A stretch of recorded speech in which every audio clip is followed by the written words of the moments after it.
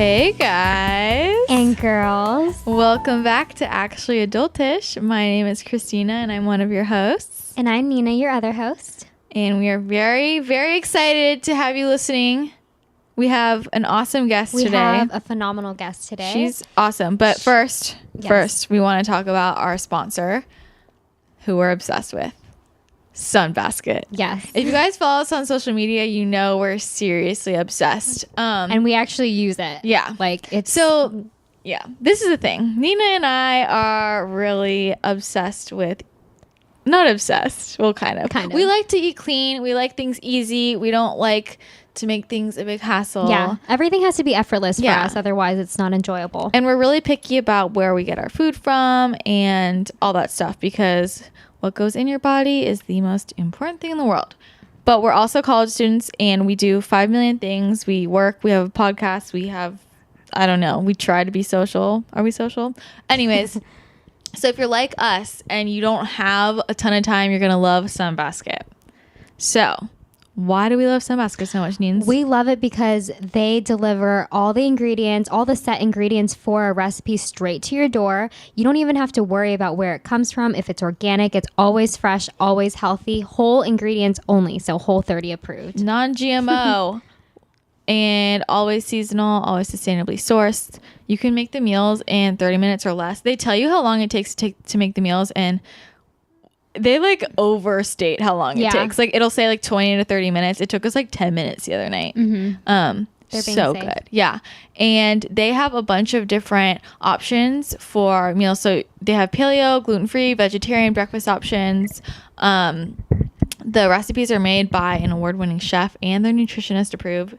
So if you're like us, when we come home from class, we don't want to think about what we're going to make, and everything is already pre-measured, fresh ingredients, and easy to follow directions. Yes, super delicious. The other night we made almond crusted sole with broccoli and preserved lemon. It was so good. I felt like I ate out, like I went to a restaurant and ate out. Literally the almond crusted sole was so good. I couldn't believe that we made that with our own hands. I was like, wow. And then the spicy chipotle turkey chili with jicama radish salad. Yeah, do you see the steam coming out of my head? Literally, it was so good. It was lit. Our apartment smelled like a freaking restaurant. It was amazing. Yeah. So anyways, if you want to try Sunbasket, you should, because why wouldn't you? Go to sunbasket.com/actually today and you can get 3 free meals with your first order. That's sunbasket.com/actually to get 3 healthy, easy to prepare meals. Sunbasket.com/actually. So make sure you head over there. You will not regret it. Now let's talk about our interviewee today. Yes. This woman is an unconventional fitness phenomenon and inspiration, and my friend. She does calisthenics, gymnastics, acro, yoga, handstands, lifting, climbing. She just plays all over the fitness world, and she's amazing. Yeah. She became an Instagram sensation and then now has a YouTube channel, and she's super inspiring. She's basically viral, but is like, you need to look her up. So Camerik. Or should we say LindSLAY? Yeah, LindSLAY. She's the bomb.com. She went to UCLA with us. Now she's in Australia. She's coming back soon. But Nina and her go way back. Yeah, freshman year. So we'll explain that all in the episode. But we're really excited for you guys to get to know her. She's super inspiring. And let's get to the interview. Hi, Hello? Lindsay. Hi, Lindsay, or should I say LindSLAY? LindSLAY. How's it going? I'm great. How are you? We're good. This is I've never talked to you, I don't think. I'm Christina. Yeah. Hi, Lindsay. Thanks for LindSLAY if you prefer that. Yeah. So what time is it there? It is 2:30 p.m. on Friday. And you're in Australia. What city are you in? I'm in Sydney. You know what's funny? I remember when you were a freshman and you were telling me how much you wanted to go there so badly. Yeah, right? I'm so proud of you. I made it happen. That's so amazing. Okay, wait. So how did you guys meet? You and Nina? We met through the club Yoga for Flexible Futures at UCLA. we were both into yoga and we were both into like veganism. Yeah. So we became friends through that. So Yeah. First conversation was like automatically friends. Really? We were vegan at the time. and Yeah. first time we talked, and we talked about like, I was like, "Do you eat a lot of fruit?" And you were like, "Yeah, She was the only So other vegan much I fruit. knew. yeah." And then you told me about how you had like fruit in your room, like just piles of fruit, and I was like, "You understand me?" That's hilarious. Wait, was that at a YFF meeting? It was outside, like in the hallway. Yeah, at Oh the my gym. God. Of course, at the gym. I meet Lindsay at the gym. Of That's course. right, all my friends. That's like so your amazing. habitat. Okay, so why don't you tell our listeners about yourself? That's huge. Sure. I am I guess a multi-sport athlete, but I mostly focus on calisthenics and bodyweight training. But I also do a lot of like weightlifting and climbing and all kinds of different, I guess, fitness endeavors. So basically, Superwoman. Yeah. I just try to. I'm just, I guess, a fitness enthusiast, movement enthusiast. Yeah, and you're an influencer. Yeah, so I have an Instagram account and a YouTube channel, and where I share my fitness endeavors with people, and I'm trying to change, I guess, the people's perception of fitness. Mm-hmm. I as love that. more of a fun thing and less of a, just doing it to look good or attain a certain body. Yeah. It's sort of my message, I guess. It's crazy because I watched you go viral. Like, I remember when I first met you, you were in the couple thousands, and then like something went viral. What was that went viral? Now you have like you're like K famous now. Yeah, it's only been in the past like 6 months that all of that has happened. I think I had like one video that broke like 1 million views on Wow. What video was Instagram. it? And then after that, it was a video where I think it was like a muscle up and 10 straight bar dips and then 10 pull-ups. And I mean, that's a pretty rare thing to see a girl doing something Yeah, like that. Totally. So the video just blew up and it got shared all over the place. Like all these huge fitness accounts on Instagram were sharing it, and followers started like rolling in. It was crazy.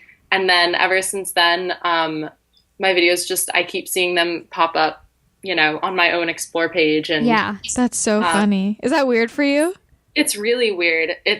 I'll just be like scrolling my explore page and be like, oh, hey, look, it's me. Yeah. That's hilarious. So I think what people love too is that you're like, there's like this surprising, enormous strength that comes out of like tiny you. You know what I mean? yeah, look, I'm not a huge person. So when they see me and then, I bust out a set of, 18 pull-ups, it's kind of surprising. Yeah. And I think It's it amazing. shows people also like what, girls can be capable of. Mm-hmm. Yeah. Yeah. I bet Just you're a kind lot like of. when I started. Yeah, because when I started, I kind of just, I would go down to Santa Monica Beach and watch like all the guys doing all of the crazy stuff on the bars. And there were never any girls doing it. And I was kind of committed at that point to getting on their level and showing people that girls could as the guys. And yeah, I think it's refreshing for people to see also like a girl who's into fitness but who doesn't, her page isn't full of just like booty selfies and, Yeah, and totally. bikini shots, that kind of thing. Hallelujah to that girl. It's I admire different. you for that. Yeah. Okay, so how did you first get into fitness? What age were you? I've always really been into it. I grew up like an athlete. I grew up a gymnast, dancer, a diver. I was a cheerleader. And so I was always, athletic, but I didn't really get into fitness until, really what started me getting into it was when I got into yoga, and yoga and fitness are definitely distinct. But, when I got into yoga as a means of sort of getting back into movement after a period of time where I couldn't really exercise, I just fell in love with, seeing what I'm capable of doing. And my body was capable of that. I got into like weight training because I wanted to get stronger in order to be able to do more with my yoga practice. Okay, and then I really started enjoying that. And so I got into like weightlifting and just became almost like obsessed with getting stronger. And I was just going to found, like, ask the you. sense of empowerment with getting stronger and going with it. Yeah, I was going to ask you if each of those things that you're doing, yoga, lifting, CrossFit, calisthenics, did I say that right? Yeah. Totally foreign to me. But I was just going to ask you how like those things evolved into the next thing. You said like you wanted to get better at yoga. So that's really cool. Yeah, it all started with that. And I think I just wanted something a little more physically challenging. And so that's when I started getting into like lifting. And eventually how that progressed was I just kept getting bored. And it wasn't until I found calisthenics that I never felt like I was in a rut anymore. Because when you're lifting, there's only so much, I guess, creativity you can put into it. Yeah. Before it just gets repetitive. And I feel like that's why a lot of people don't like, or they have to force themselves to go to the gym, or it's a chore, because there's only so far you can take it before it just becomes, doing the same things over and over. Yeah. I was reading the article that you wrote. I forgot the name of the publication, but that you shared today, I think. It was called Bend, the website. What was it called again? Bar Bend. Bar Bend. Okay. Yeah, and because very recently I've been feeling kind of like the same way because I've been like lifting weights for like 2 years now, and I was just thinking like I'm bored. I'm like doing the same thing. Yeah. Does your body get bored too? Like, can you plateau from lifting? I mean, as long as you're constantly, increasing the load or increasing the volume, you could keep progressing, but you do definitely plateau a lot easier in lifting. It took me, at this point in my training, it would take me a lot longer to increase my lifts than it would to learn new skills. And the new skills for me are much more exciting and a lot more fun than, adding a couple of kilos onto my lift. I don't know. I don't get the same feeling of satisfaction and fulfillment out of a tiny PR on a lift than I do like achieving a new skill that I've been working toward. And doing the same lifting routine. I was doing, the same stuff for months, and it just got so monotonous and so boring. And now I never feel that way because it's almost like there's no limit to what you can do with your body. There's a limit to how much weight you can lift. Yeah. But there's really no limit to what you can do with your body. So I never feel like I'm just stuck at a plateau anymore. What's interesting is that a lot of people think that they think the opposite. A lot of people think you have to lift really heavy to keep improving, and like that body weight is like not good enough.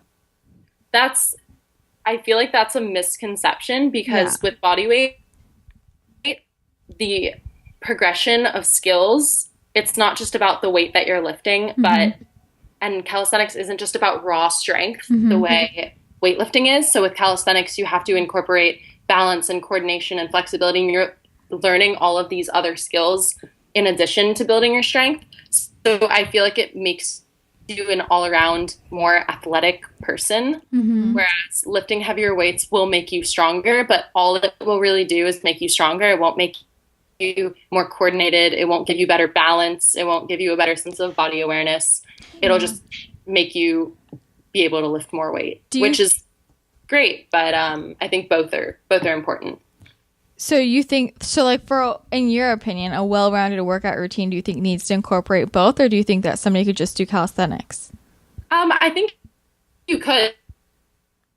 Definitely. It really just depends on your goals. If you want to get, massive, you're not going to get massive just lifting your own body weight. Yeah. But if you want to be a well-rounded athlete, I don't think that weightlifting alone will help you develop all of the skills necessary. I think if you want to I personally feel like the best way to go is to incorporate both, and I incorporate both, and I like to tell people that you don't have to pick a team. You know, it's not two separate teams. Yeah. Yeah. It's not like the weightlifters versus the body weight athletes. Yeah. I feel, and all of the body weight athletes that I know also incorporate some weight training into their routines too, just to switch it up. Like my least favorite thing is just doing the same thing every day. So Yeah. I just realized, can we backtrack for a second? Can you like tell people who don't know what calisthenics is what it is? I just realized we probably never Calisthenics is just an umbrella term for any sort of resistance training using your own body weight as resistance. So it's like strength training without weights. Yeah. So when you were first trying all these different things, like when you first tried yoga, CrossFit, lifting, and calisthenics, am I saying that right, guys? I'm like, yeah. So did you teach yourself this, or did you have help? Yeah, calisthenics. Yeah. With weightlifting, I was taught, I guess it was sort of a mixture. Like I started out watching like YouTube videos and sort of just like trying things on my own, but I did have like friends and people who were experienced in lifting sort of like show me the ropes and make sure, you know, I was doing everything correctly and had proper form and wasn't going to hurt myself.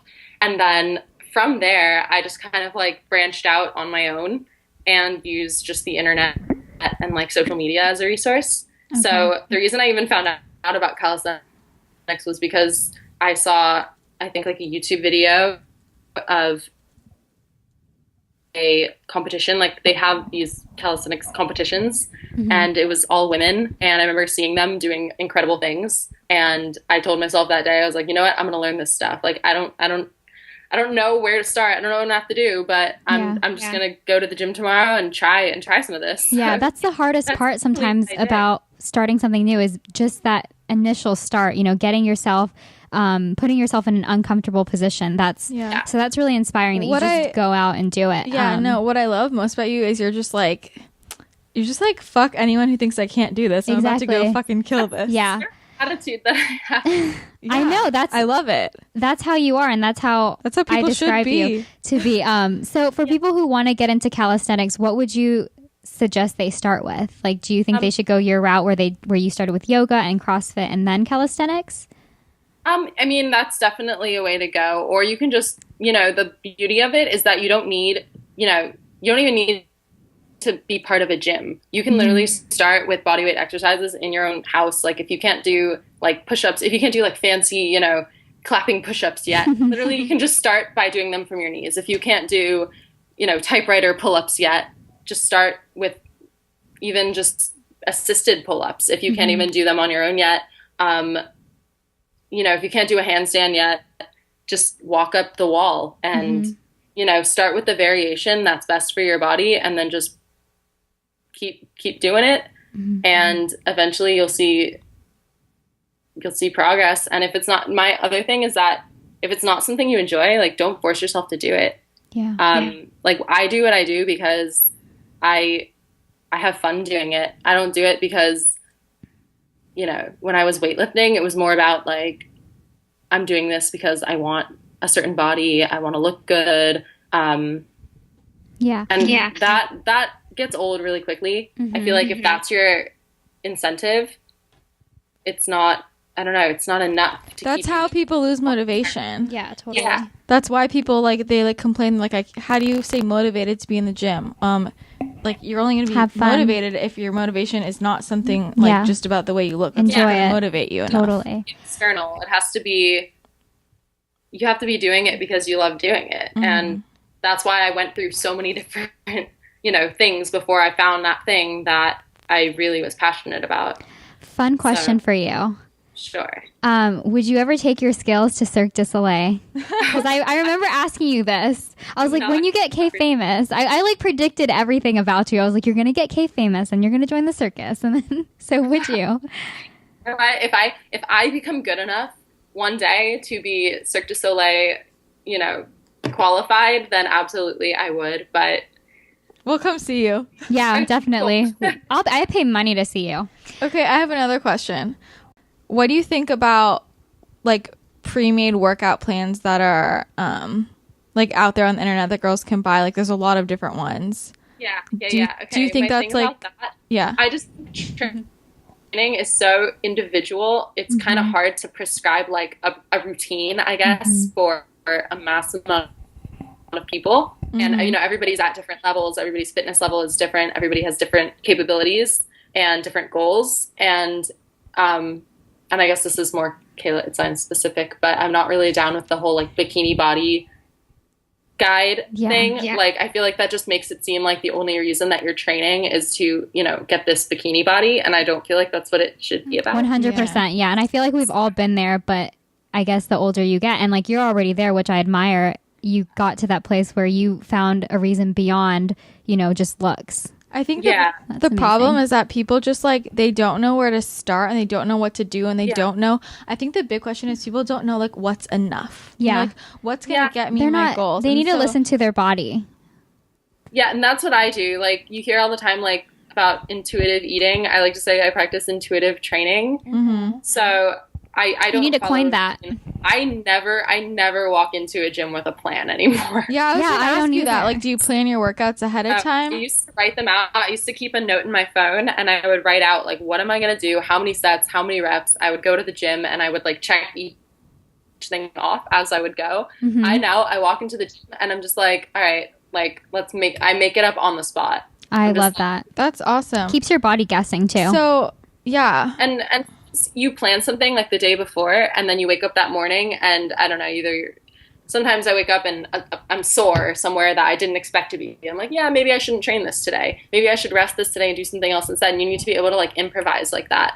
Or even if you walk into a gym and like you have your plan set, like written out, and then maybe like the things you want to use are taken. Like, I feel like it's important to just be able to like be able to come up with something else on the spot and not have it, be a problem. Yeah. So like how often do you go to the gym? Every day? I don't go to the gym every day. Like work out, I mean. I guess I don't like the term workout because I feel like that makes it seem like it's just work, and I'm just like, I don't train every day per se. You play. You play. I play every day. I train, Lindsay, you're saying so many things that can be on t-shirts. You need to like you need to brand yourself and sell your t-shirts. I need to come up with some like intuitive training, play don't work. I get a cut from that, right? I like it like that. So like for today, for example, like, if I go to the beach and just I'm training in air quotes, and hanging out with friends, and we're just like coming up with stuff and being creative and trying things, like, to me that's not training. That's not like, it's not a chore, it's not work, it's not something. I hate that people think of working out or training as something that they just put on their to-do list to check it off. Like that's so you're saying it's supposed to be a lifestyle, basically. Exactly. It's not just like, oh, I have to get up and train before I go to work today. Like I want people to wake up in the morning and, be stoked to go train and be excited and be like, man, I wonder what I'm going to be capable of doing today. Like, can't wait to see how I've improved today. Like that kind of thing. Would you ever do, like be a personal trainer? Because I think you'd be really good at that. Yeah, sure. You're super motivating and encouraging. Yeah. I'm actually, I don't offer, the reason that I don't do any personal training right now is because I don't have a formal qualification and just don't feel like, I don't know. Yeah, you feel the like credentials. I should have some accreditation behind me. But for sure, in the future, I just want to help change people's perception of fitness. And you're already doing that too. Yeah, that's just my goal, really. Just knowing that I can influence people and help them see their bodies in a new way, and not just seeing them for how they look, but for seeing them for what they can do, and for appreciating their own capabilities and not just, physical appearance. Yeah. How do you make sure that you like I feel like because when fitness is something that you love, obviously, and I feel like for a lot of people when fitness is just like you say, play, it's just what you love. It's easy for a lot of people to overtrain because they just like love it and are really active. How do you make sure that doesn't happen and like you don't injure yourself and stuff like that? With the whole like intuitive training, that's where the whole like intuitive training thing comes in. So for me in the past, I've only ever gotten overtraining injuries when I voluntarily like train through exhaustion or train through pain or fatigue. Like part of intuitive training, I guess, is like respecting those signs from your body that, hey, you should take a break, you know? So if I wake up one day and, I'm a part of me, hurts, I'm not going to go out and train through it. I'm not going to push it. I'm going to, there's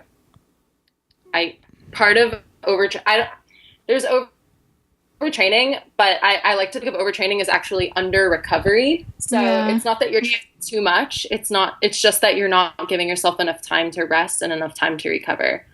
So as long as you're sleeping well, eating well, and giving yourself enough, time to rest, then I don't think anybody should really run into a problem with overtraining because your body will send you a sign before that happens. You won't overtrain before you experience some, adverse effects. Yeah. I wanted to also ask you about, I know you did CrossFit for a while. How did you get into that? And like, what was your experience with CrossFit?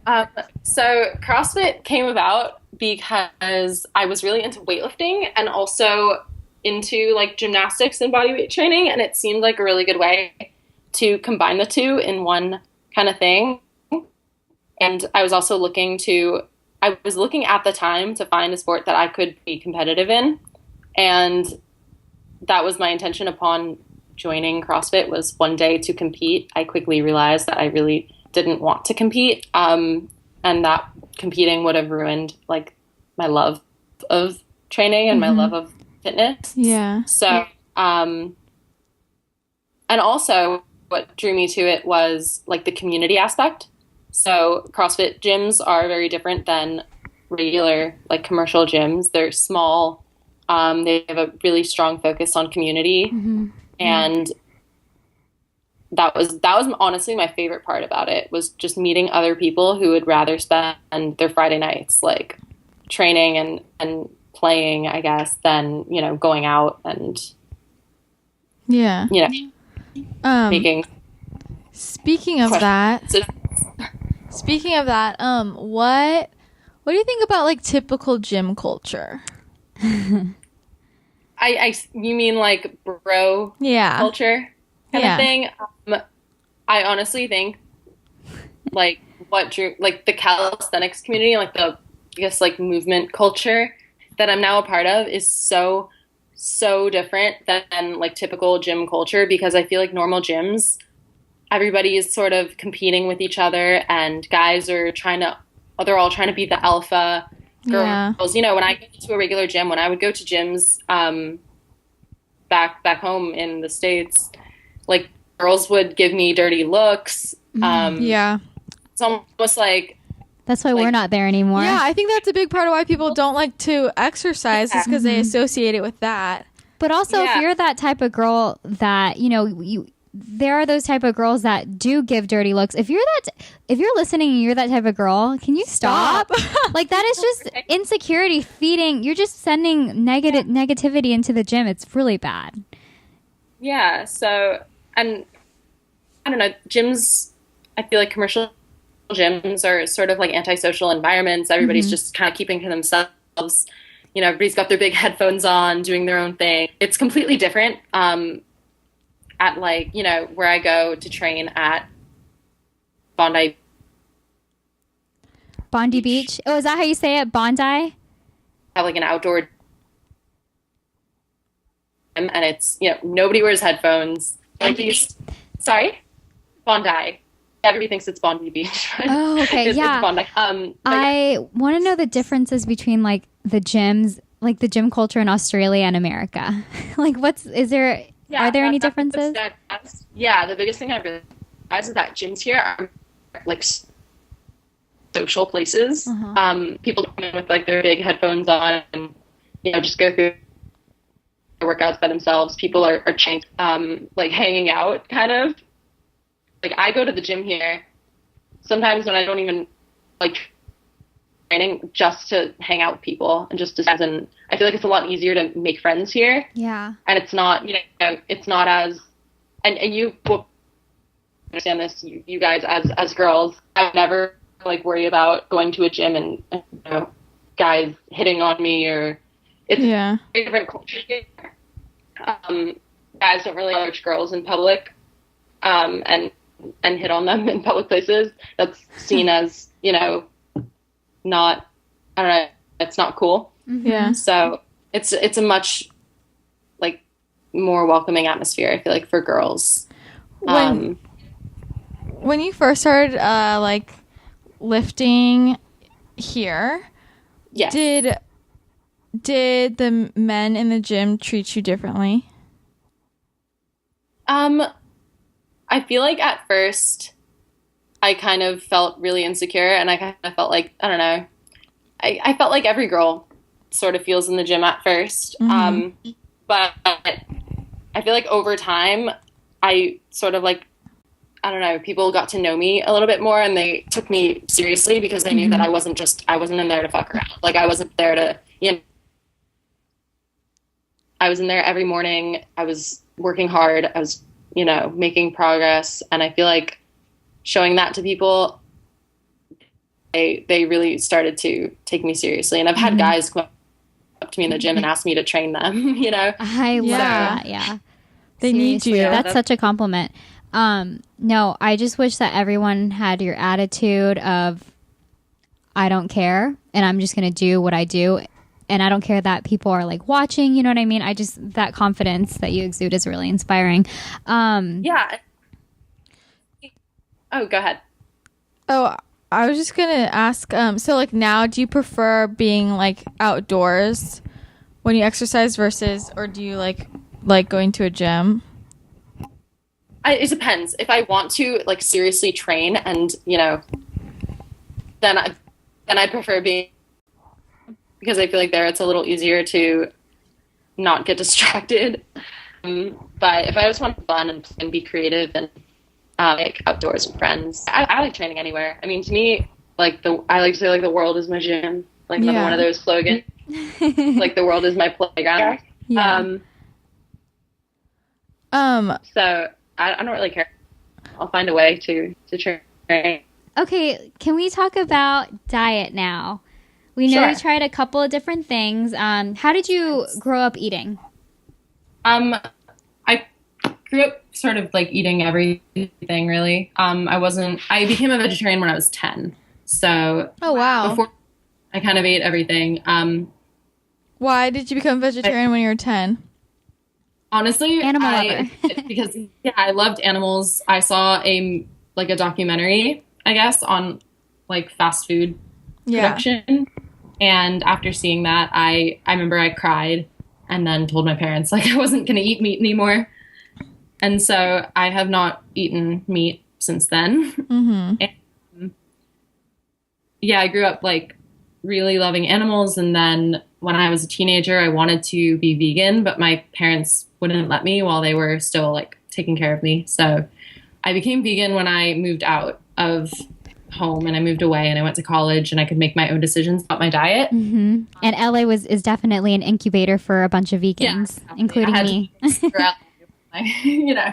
So I did that and then fell into like a whole bunch of different like subsets of veganism.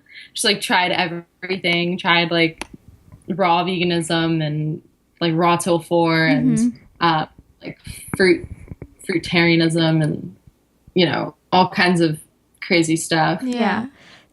So based on your experience, what are your thoughts on veganism? I think veganism is great. I have nothing bad to say about it, but I don't think it is.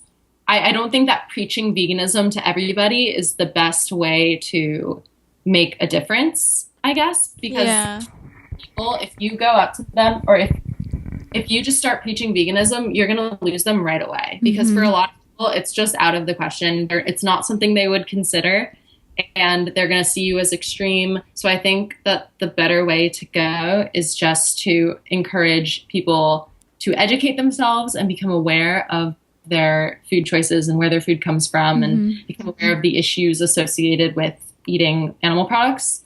And also just to reduce. I feel like, if you can convince 10 people to reduce their elimination or their consumption of animal products, it'll make a much bigger difference than convincing one person to go fully vegan.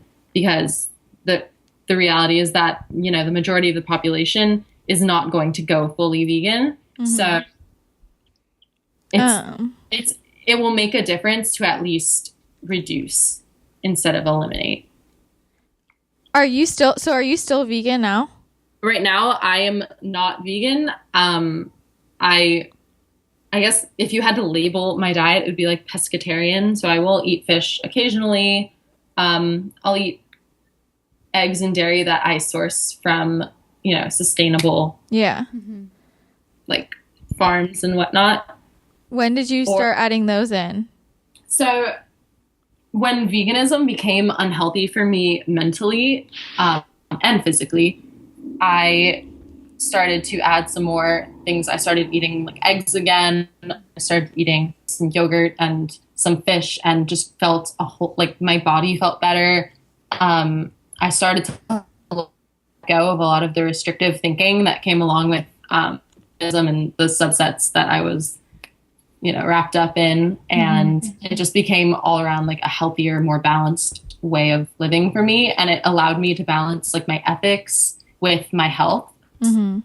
So I didn't go straight back into eating meat, but I also didn't keep my body suffering from not eating a proper diet. Physically, what was happening?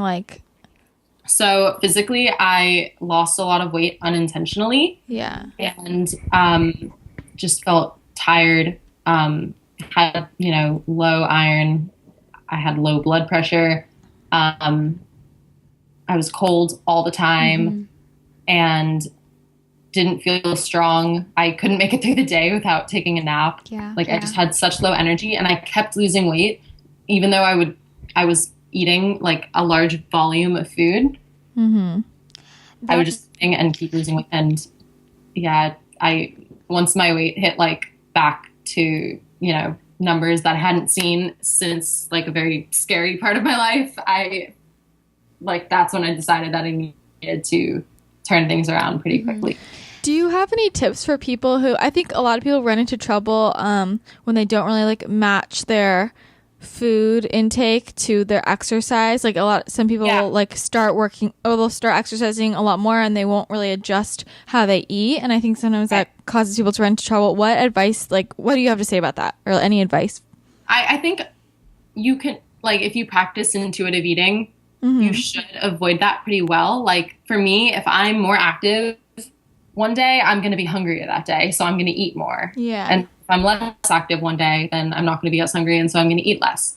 So, and that's why I also don't follow like a strict meal plan, because my activity level changes every day. So the amount that I eat will change along with that. So I think as long as you're listening to, your body's signals and respecting them, then you should be okay. So if I'm hungry, I'm not going to ignore that. I'm not going to be like, oh, well, it's not part of my meal plan, so I can't eat. No, if I'm hungry, I'm going to eat.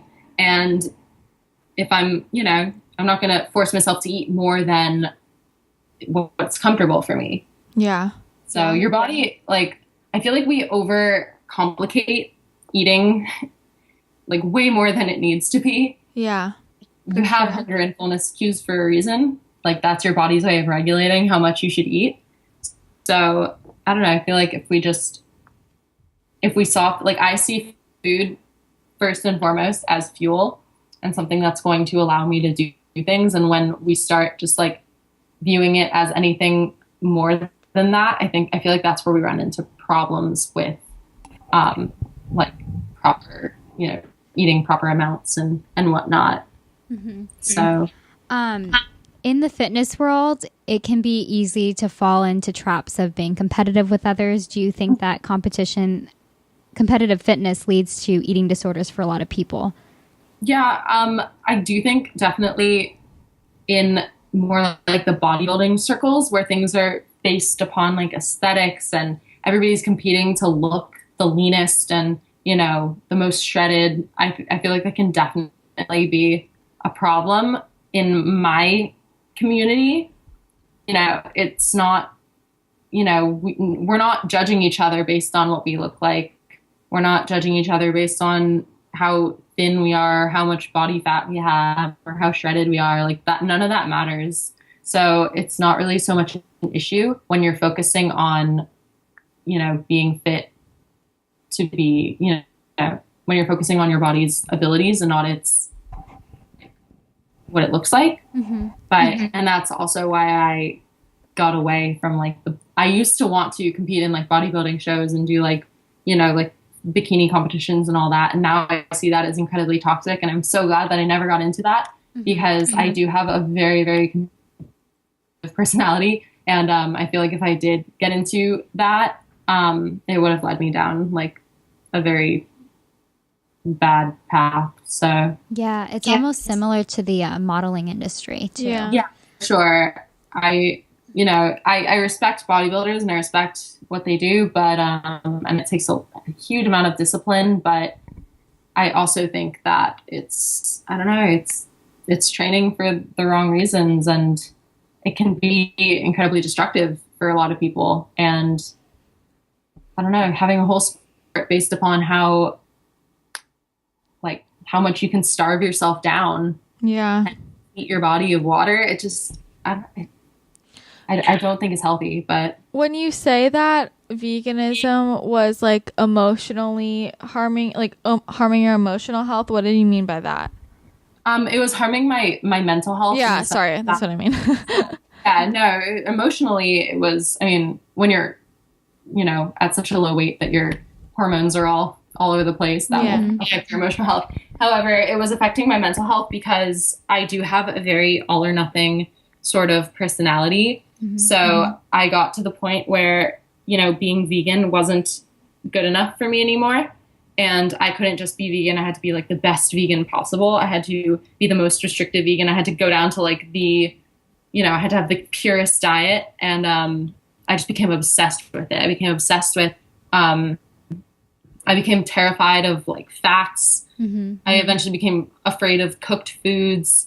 And I was always thinking about like what's in my food. Like, are there any, you know, is it like, you know, if I was out shopping, I would spend so long grocery shopping because I'd be reading the ingredients on everything, making sure it was like up to my standards. And, you know, it just became stressful and obsessive and exhausting. And it was leading me back into like obsessive thoughts about food and diet. And that was just not somewhere I was willing to go back to. At what point did you realize that was like, did you really realize, okay, this is a problem? And like, and then how did you move out of it? I think I really realized it was a problem when, you know, I was actually taking a class like my freshman year. It was like spring quarter of my freshman year at UCLA. And, it was a class about like diet and nutrition. And we had to do like a dietary analysis and like a sort of like a health, like a full like health analysis. And I remember like, I hadn't weighed myself in a long time, and I weighed myself and I was like shocked at how much weight I had lost like my freshman year of college. And after recording my food for a few days, like all of my nutrient, like I wasn't even coming close to meeting my nutrient requirements. I was like, you know, this probably isn't the best way to live. This is probably why I'm, you know, feeling weak and feeling tired and, you know, losing weight. I should probably do something about my diet. And at that point I was eating like mostly raw. I wasn't eating any overt fats. I was hardly eating any cooked food. On that note, how how did it affect you cognitively? Like, did you experience any brain fog, or did you like experience anything in your academics as you were like studying? Yeah, it became extremely hard for me to focus. Mm-hmm. Like, I was writing a paper or something, I would have to take breaks in between, every like 15, 20 minutes. I just couldn't sit and focus. I was always thinking about food, because even though I was like physically full because I was eating high volume foods, like I had a lot of water, I felt like I was always like starving mentally. Yeah. Like, I was never satisfied, and like I wanted, I craved fats and like cooked foods. And I remember I went to the dining hall one night. I was like, you know what? Fuck it. I'm just going to have some rice. Like, I'm just going to eat some rice. Like, I just need some cooked foods in my life. Mm-hmm. And I got a bowl of rice, and I ate it in like 2 seconds. Wow, you inhaled it. I was like, I've been starving. Like, I needed this so bad. And I think I went back and ate like 2 more bowls. Lindsay, I'm so grateful that you share this experience with us, because as you know, like when you met me, I was vegan, and I experienced like very similar things that you did, like weight loss that didn't need to be happening. Like, I weighed myself one day and I was like, maybe this is normal, but it wasn't, because I hadn't been like that size since like freshman year of high school. Yeah. And the cognitive part, I definitely experienced that too, especially when I was in class and I just couldn't articulate what I was wanting to think, Yeah. And then as I started adding, more foods back into my diet that weren't, that I used to think were bad foods, or like foods that were off limits, I just started to feel so much better. And I felt like life was coming back into me. So after that, I just kind of never looked back on that. And I started to see all of the, people preaching like, oh, you shouldn't eat any fats, just eat. I started to like see all of the pseudoscience behind that, and kind of see it as like a market. Like, they're just trying to sell their, they're trying to make money. They're not actually looking out for people's health. And also I kind of recognize that now that people's bodies react differently to different foods. Yeah, definitely. And, just because one diet worked for one person freely. Yeah. Doesn't mean that it's, good for the entire population, So it's funny because I remember when we were heading over to, Santa Monica Beach one day, we were in an Uber, and I was asking you, because it was around the time that I was thinking of transitioning back, and I was asking you and then you were telling me, you like inspired me to a certain extent, just that one conversation. It was Christina, but when I talked to you, it also helped a lot when you were telling me what you were adding back and how much you felt better, because I was really on the edge. I wasn't there yet. Yeah, I think the hardest part too is when you're vegan, it becomes this like identifier kind of thing, and you're part of this community, and you almost feel like if you go back, like you'll be shunned from. Yeah, did the vegan community get mad at you?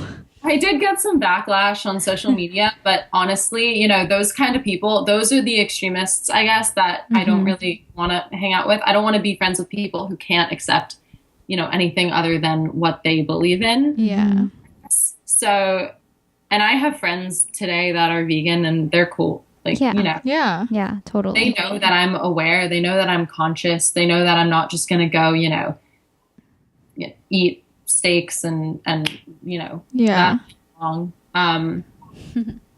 So, that was the hardest part for me, is because it was my identifier. But then I figured, why? That was also very reminiscent of like having like when you have an eating disorder too, that becomes your identifier. And I just needed something else to identify myself completely separate from what I eat. Like, I was like, I am so much more than what I eat. Like, my diet does not define me. It was always like, hi, I'm Lindsay the vegan, or it's like, I'm Lindsay, like, the girl with the eating disorder. It's totally. I just wanted to be able to say like, hi, I'm Lindsay, and I'm this and I'm that, and have nothing, have nothing to do with, what I eat. I think your lifestyle really embodies that too, that you're not just one single identifier. And I love that. What are the most common misconceptions about what you do? Um, oh, my favorite one is that like you need to have like a certain body type in order to do what I do. Like people will say all the time, like, oh, it's because you're light and you're small, it's easy to do what you do, but there really is no, I don't think it's easy for anybody. No. People say like all the time, like, oh, if I weighed as much as you do, it'd be easy, but Oh my God. there's no Haters. right? Shout out to my haters. Hey, look, if you didn't have haters, like when you have haters, that's when you know you've made it, right, Yeah, Lindsay? that's the real deal. Exactly. I'm just like, you know what? People might be hating, but at least they're spending their time. Like, at least I'm worth, the time Yeah, it takes you're to viral, write that girl. comment. But yeah, no, there are people of like, anybody of any size or fitness level can come to doing what I do. And, I see there are people that I train with that are, 50 plus years old doing things you wouldn't believe. So also the other misconception is that like, oh, I'm too old to start, which is completely untrue. Like like I said, I know people in their 50s doing things that, guys in their 20s can't do. Yeah. So there's really no age, there's no body type, size, whatever, anybody can do it. It's not Yeah. I mean, going back to that, like, I think that a lot of people see something that like what you do in terms of fitness and they get intimidated. Like, yeah. What do you say to people like that? Like, do you have advice for people who just like want to start, or people who just want to just like, what if somebody just wants to like get in shape and be in shape, but doesn't necessarily want to like do all the do crazy things? Yeah, that's cool too. Then the quote that I like to say is that like an expert at anything was once a beginner. Mm-hmm. So whenever you feel intimidated by somebody, like watching them, just remember that there was a point in their life too that they were completely new to whatever they're doing. Mm-hmm. And so, and then for people who just want to get in shape, like, yeah, you don't have to be doing, handstands on top of, crazy things to be fit. Like, that's the thing, like, about bodyweight training is that it's so versatile. Like, you can do it anywhere, anytime. It's the easiest way to stay fit and stay in shape because you don't need a gym. You don't need weights. You don't need equipment. Like, you have your body and you take that with you everywhere. So anywhere can become your training space. Even like I live in a tiny studio apartment in the city and, I could train in the hallway between the door and the wall if I wanted to. Like, it's, you don't need to spend money. You don't need, know. Wait, how's the housing there? Because in LA, it's like super, super high. How's it in Australia?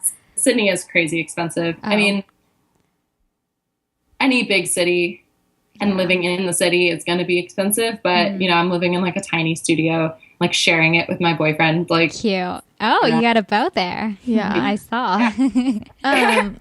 Going back to what we were just talking about. So like, there's a lot of, I mean, we were kind of talking about this before, like a lot of like false information out there on the internet. And so like, are there any resources that you would tell people that they should look into for like starting to get into exercising?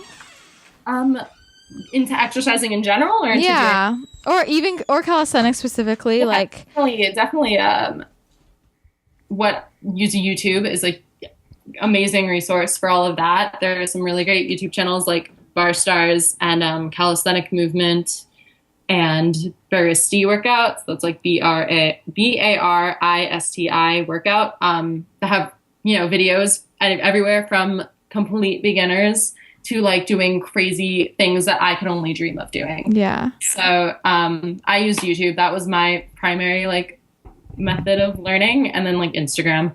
Okay. Instagram is more just to come up with like new crazy ideas. Like I'll see something and be like, oh, that's really cool, and then go try it. But if I really want to learn the mechanics of something and how to do it properly, then YouTube is like your best friend. Speaking of Instagram, what are some of the coolest and weirdest DMs that you've gotten? I'm sure you get like tons every day. Not appropriate for this. Some we have to see with our eyes. No. Dude, the other day I woke up to 5 dick pics. That's disgusting. That means you made it. If you get dick pics, you made it. Okay. Everyone, it's okay to like, yeah, I guess like we're cool here. We can be open. Yeah. The best one I got was like, I'll pay you. Someone offered me $10,000 for sex.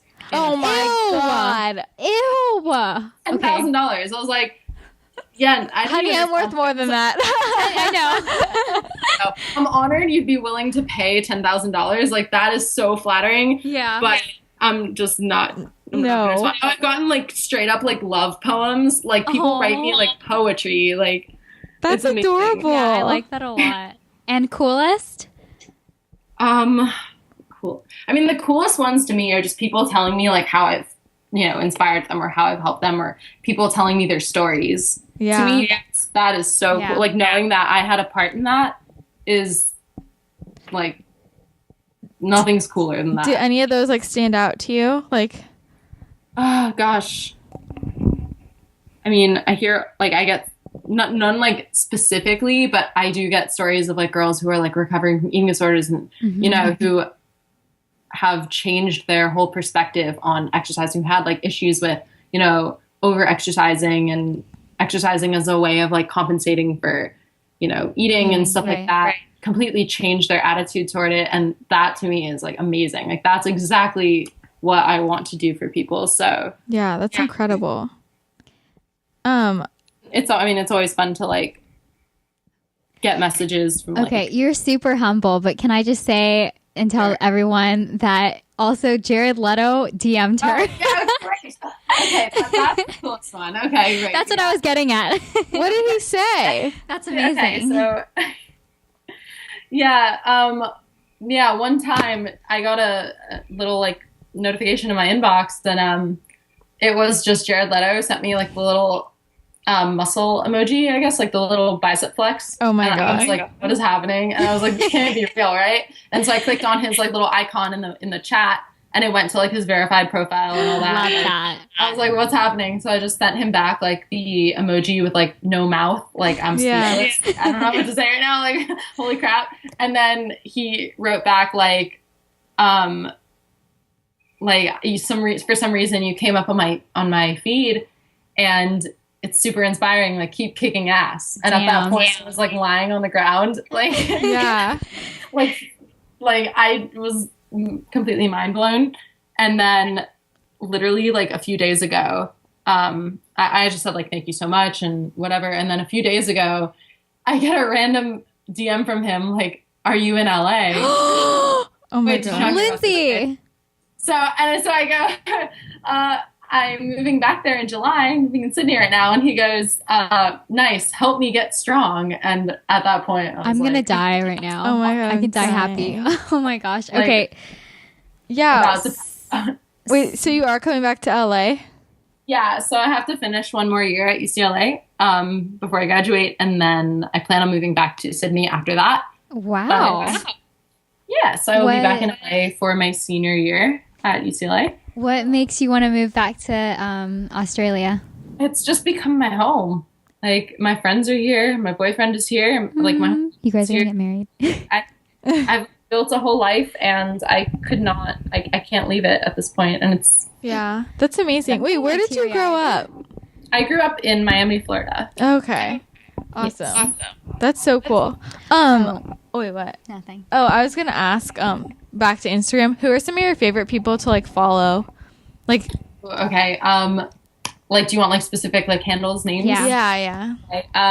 My absolute favorite Instagram person is her account is like Russian point red with the 3 for the E. Uh-huh. So Russian dot red 3 for the E. Like she was the person. Remember I talked about that YouTube video I saw where it was just all women doing calisthenics and Yeah. I walked like this. What I'm gonna do. Yeah, she was the one who like caught my eye in that video and pretty much the person who inspired me to like do all of this. So That's amazing. she's incredible. There's also this girl, her name is Demi Bagby. So DemiBagby. She's like 16 years old and She in LA? mind. Yeah. I know who you're talking about. Yeah. She practices at the Santa Monica place. Oh, really? Yeah, sometimes. Yeah. She's in San Diego, but like she will blow your mind. Like this little like 16-year-old girl, just like strength like you wouldn't believe. And then let's see. There's another girl. Her name is like Melanie Dreesen. So it's Melanie.Driesen. And she's like a street workout, like world champion, like crazy stuff. I love like her stuff is so creative and yeah, I love that. And then just like, I don't know, I could go on forever. Yeah. No, that's cool. amazing. No, I'm like looking them up as you're talking. You Instagram account and like see who I'm following. Like everybody Yeah. I follow for a reason. So You're up there with them, on that Lindsay. list is worth following. Yeah, no, you're up there with them. And I think everyone needs to have LindSLAY on their feed. So why don't you tell the listeners where they can find you? Yeah, you can find me on Instagram. It's LIND.slay with 3 A's. I love that. And then you can also find me on YouTube, just Lindsay Camerik. There's also, no, there's actually not a link in my Instagram description right now, but my name on Instagram, on my like Instagram profile is the same name that you would search. We'll link to everything in the show notes so you guys can just click and find Lindsay. Yeah. Before we let you go, I just want to give a shout out since most of the listeners for this episode are probably going to be Australian. Hi, I'm Nina. All the Australian boys out there, I freaking love their accent. Do you like catch yourself like doing the accent? Because like when I talk to people with an accent, I like almost want to like word vomit. Accidentally have an accent. Hello, you know, put the shrimp on the barbie. I feel like my accent will change depending on who I'm talking to. So if I'm talking to like you guys and you know, then I'll hear it. I hear it when you say you know. No. If I'm in a group of like my Australian friends, it probably comes out a lot more just because I'm hearing it. And I don't know, when I went back to the States over like winter break, people noticed it right away. They're like, "Are you Australian?" I was like, actually, I just like spent some time there, but I'm not from there. And then I feel like as I spent more time in the States, it started to fade away. And then once I came back here, like it starts to come back. So yeah, well, when you start living there after you graduate, you're going to be full Australian. Right. I always say if I have kids, I need to raise them here so that they grow up with an Australian accent. I feel like that's where your home was always supposed to be. Yeah, that's what I feel like too. Like I just feel like everything I've ever done in my whole life is sort of built up to this and like led me here. So I love that. You know, I've been talking about it since I was 10 years old, and you know, 10-year-old me knew. She knew. So that's amazing. Yeah. Well, thank you so much for like taking the time to talk to us. You're so inspiring, and I know everybody's gonna be really excited to hear everything you have to say. Yeah, I think it's amazing because they get to see another side of you other than just your videos and your pictures. So, and you're a cool girl. Yeah, cool cat. For sure. Thank you. All right. Okay, we'll have a good afternoon. Yes, have a good afternoon. All right, thanks, Lindsay. Have a good night. See ya. Bye. Bye.